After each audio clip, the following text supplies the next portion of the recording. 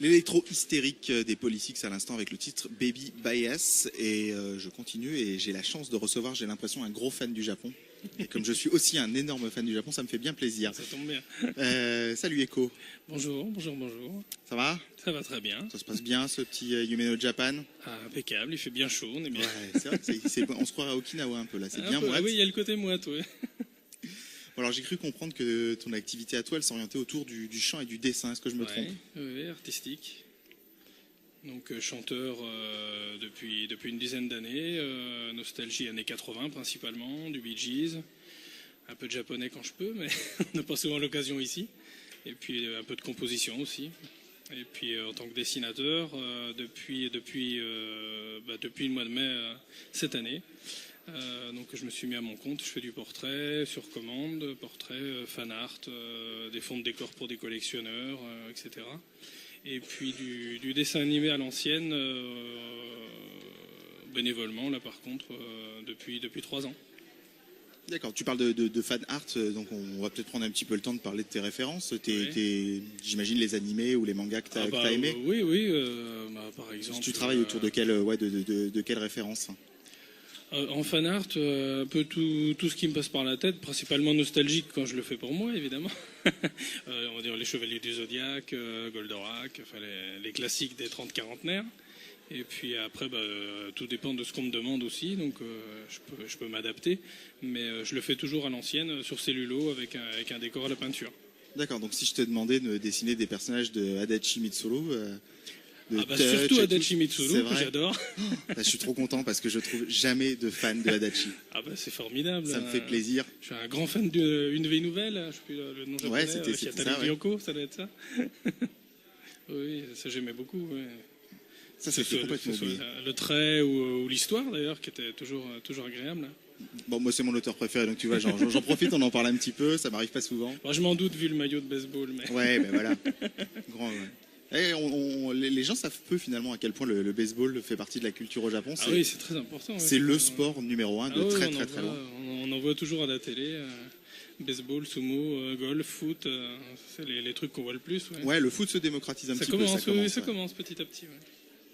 Et tu parlais de chant tout à l'heure et tu parlais même de fait de chanter en japonais. Tu chantes des titres en japonais? Quand on me donne l'occasion, on me le demande jamais ici. Ouais, c'est comme avec Adachi. Le public Adachi. ne connaît pas, donc évidemment, je le fais peu, surtout que je fais pas forcément de générique. J'en fais en français, mais ça peut être plus de la pop des années 80, 60 même. Des chanteuses comme Kato Tokiko, ça doit pas dire grand-chose à grand monde, mais... Ouais, mais il faut le dire, c'est bien.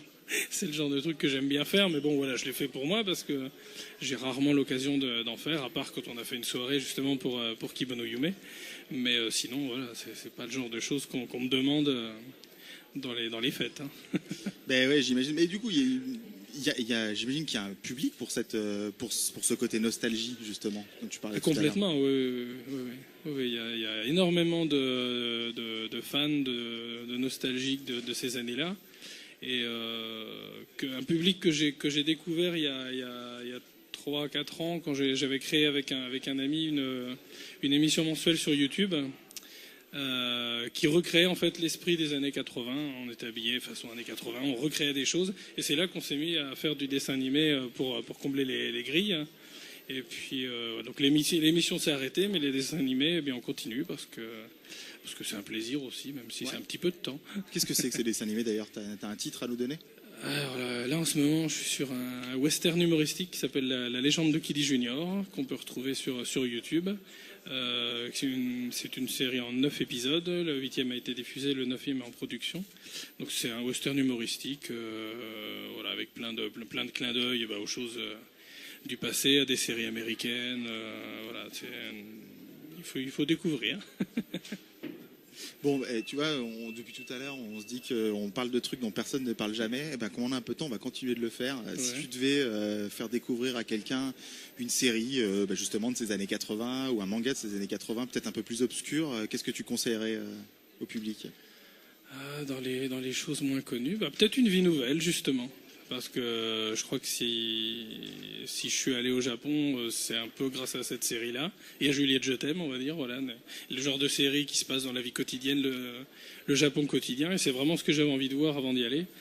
Sorti des clichés du mont Fuji, des temples qui sont très beaux, hein, mais c'est pas ce que je voulais voir.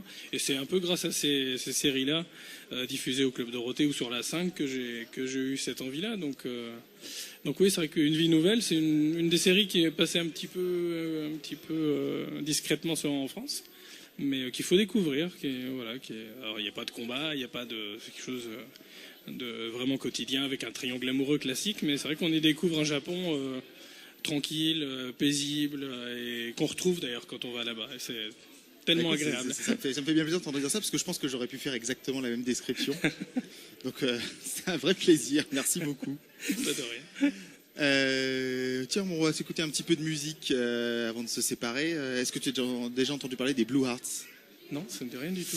Les Blue Hearts, c'est un des premiers groupes, si ce n'est le premier groupe de punk japonais, première époque. Je crois que le premier disque date de 1978. Et le titre Linda, Linda, Linda, qu'on va s'écouter d'ici quelques instants, est un grand classique des karaokés au Japon. On pourrait parler du karaoké aussi, mais on n'a pas le temps. Merci Eko d'être venu avec nous. De rien. Bonne journée. Les Blue Hearts, Linda, Linda, Linda.